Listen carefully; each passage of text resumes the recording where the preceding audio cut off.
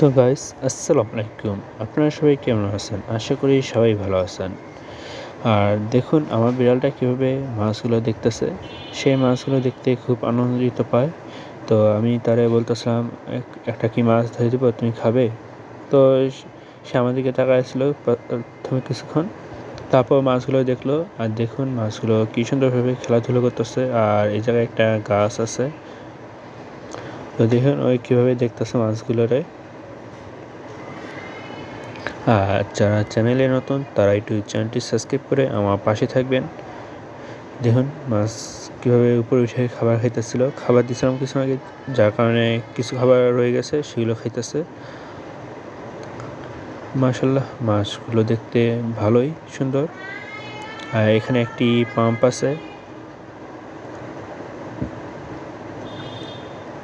দেখুন সে কত মনোযোগ দিয়ে মাছগুলো দেখতেছে।